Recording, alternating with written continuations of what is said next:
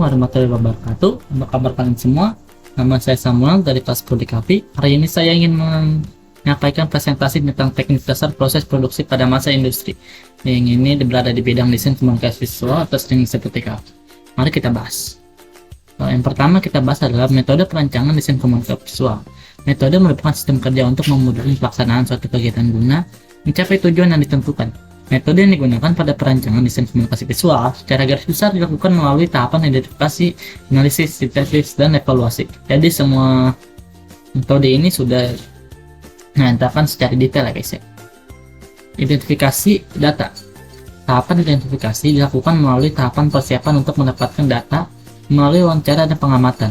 Langkah selanjutnya adalah mendapatkan data melalui buku referensi, majalah, foto-foto, artikel di internet berupa data visual dan data verbal. Ini bisa didapatkan di internet berupa foto-foto pun di media sosial. Itu info-info itu sangat mudah didapatkan ya. Selanjutnya ada setelah data terkumpul dilakukan identifikasi data berupa pengumpulan dan pemilihan berdasarkan kategori yang sama. Jadi kita harus memilah dulu apakah bahan ini cocok atau tidak. Oke, selanjutnya analisis data. Analisis data adalah proses pengolahan data dengan tujuan untuk menemukan informasi yang berguna yang dapat dijadikan dasar dalam pengambilan keputusan solusi dan suatu permasalahan. Proses analisis ini meliputi kegiatan pemantauan data berdasarkan karakteristiknya, lakukan pembersihan data, transformasi data, membuat model data untuk menemukan informasi penting dari data tersebut. Jadi kita pilih mana informasi yang penting dan informasi yang tidak penting. Nah, informasi yang tidak penting itu tidak akan kita gunakan ya guys. Yang keempat ini sintetis. Tahapan sintetis ini dibagi menjadi 4 bagian. Yang pertama tujuan media. Tujuan media dibentuk dari 3 aspek, yaitu jangkauan reach, frekuensi, dan kesinambungan continuity. Sebelum menentukan strategi, media perlu mempertimbangkan sasaran segmentasi kelayak sasaran target audiens. Jadi kita harus memilih audiens itu mau audiens ada kecil, remaja ataupun orang tua. Dan yang kedua itu strategi media. Strategi media sebagai jawaban tujuan media yang telah ditetapkan, meliputi pemilihan media dan prioritas media dan menentukan media utama dan media penunjang. Pemilihan media disesuaikan dengan karakter audiens.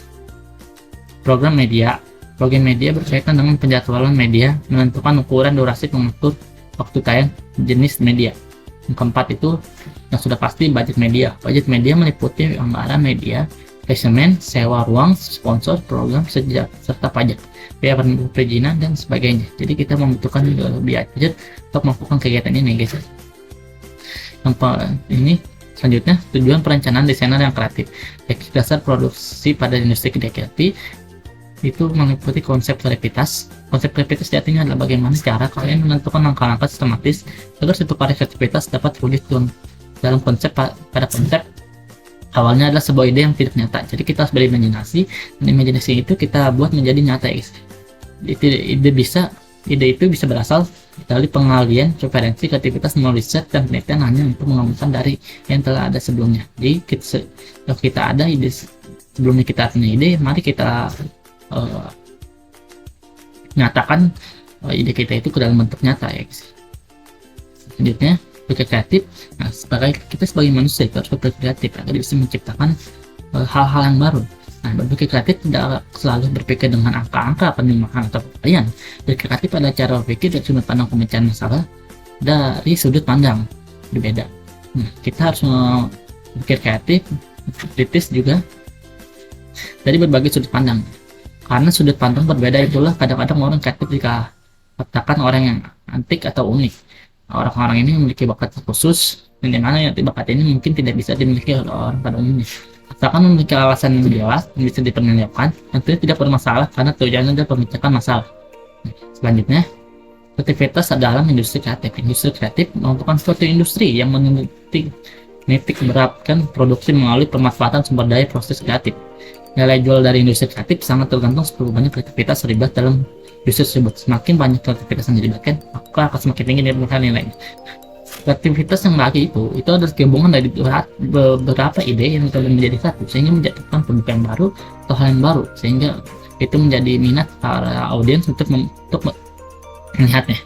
Dan selanjutnya kreativitas proses produksi dan teknologi. Kreativitas proses produksi dan teknologi akan memberikan suatu mutu kreativitas produk yang dihasilkan. Produk yang dihasilkan tidak akan selalu produk yang baru, bisa juga hanya mengembangkan produk yang lama sudah ada. Produk yang lama itu bisa kita kelola menjadi bentuknya baru, warna baru, atau upload itu menjadi fungsinya menjadi ada lagi gitu. Produk dikatakan kreatif apabila dalam kegiatan menggunakan sumber daya kreatif dan cara langkah produksi yang kreatif pula. Nah, yang kreatif itu adalah bahan-bahan yang tidak biasa, cara pembuatan yang baru, seperti itu produk kreatif ini. Dulu awalnya apabila ingin berpergian menggunakan modifikasi objek, maka kalian akan cari pangkalan abang ojek dahulu, yang cara kalian berjalan menuju pangkalan ojek tersebut. Nah, sekarang kita sudah ada aplikasi seperti Grab dan Gojek. Jadi kita dengan menghubungi Gojek itu, dia akan datang ke tempat kita dan kita tidak perlu capek untuk jalan pangkalan ojek. Nah, itulah manfaat teknologi di zaman sekarang. Yang selanjutnya adalah budaya kerja desainer komunikasi visual. Desainer komunikasi visual sebagian besar dari pengembangan industri kreatif diharapkan mampu menjadi pemecah masalah secara kreatif melalui penggunaan media-media komunikasi baik secara konvensional maupun non-konvensional.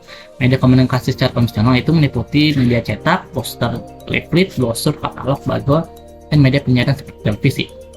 Kita harus bisa memanfaatkan berbagai media ini untuk memasarkan suatu produk kreatif.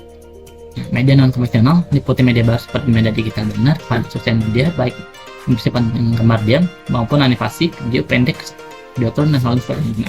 Zaman sekarang itu banyak sekali untuk memasarkan produk itu ada yang memakai media sosial ataupun bikin video yang menarik minat audiensnya. Nah, itulah untuk memasarkan produk-produk zaman sekarang. Nah, selanjutnya modal untuk menjadi desainer komunikasi visual yang kreatif adalah memahami kebutuhan khalayak. Kita harus memahami kebutuhan para audiens, apakah mereka butuh barang ini atau tidak sekiranya. Apa yang akan disampaikan harus bisa tersampaikan secara tepat pada khalayak. Secara gambaran, suatu pesan visual ini dibagi menjadi 3. Yang pertama itu what to say, apa yang akan disampaikan. Pesan yang akan disampaikan apakah itu bersifat ajakan, apa perintah atau larangan atau imbauan atau informasi. Kita harus jelas pesan ini kita ingin sampaikan di antara 5 sifat ini. Kita ingin mengajak mereka atau memerintah mereka atau melarang mereka, atau ini sebuah himbauan atau ini sebuah informasi untuk mereka. Nah, yang kedua ini what to say, kepada siapa yang akan disampaikan. Secara demografis ini ada yang pertama usia, jadi kita berbagi kalangan usia dari anak kecil, anak remaja sampai tua, dan ya dan wanita juga. Tingkatkan pendidikan itu mungkin SD, SMP, SMA dan seterusnya. Ekonomi itu mungkin ada kategori ekonomi menengah ke bawah, menengah, dan menengah ke atas. Nah, dan secara geografis itu ada wilayah di mana tempat tinggalnya. Nah, ini adalah dengan kita melihat suatu wilayah, apakah suatu wilayah ini membutuhkan produk apa yang kiranya cocok untuk dipasarkan di tempatnya.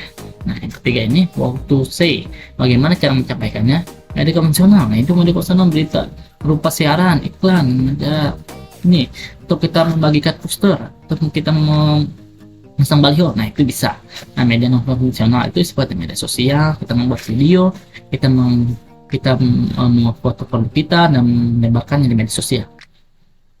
Selanjutnya adalah perencanaan kreatif, teknik dasar proses produksi pada industri DKV. Menyusun tujuan kreatif artinya menentukan target kreatif yang ingin dicapai. Sebagai contoh dalam menyampaikan sebuah ide kreatif dalam masyarakat, terutama kesan gigi anak akan menjanjikan tampilan visual bergaya berpetualangan, mengajak anak berimajinasi menjelajahi planet gigi untuk mendapatkan informasi yang benar tentang pentingnya menjaga kesan gigi. Nah, ini ada salah satu teknik kita untuk bisa menarik perhatian audiens, guys. Nah, strategi kreatif pengguna mendapatkan cara yang tepat dan efektif terkait dengan kampanye kesehatan gizi. Nah, strategi kreatif lebih berspesifik membicarakan masalah desain dan bidang kreatif.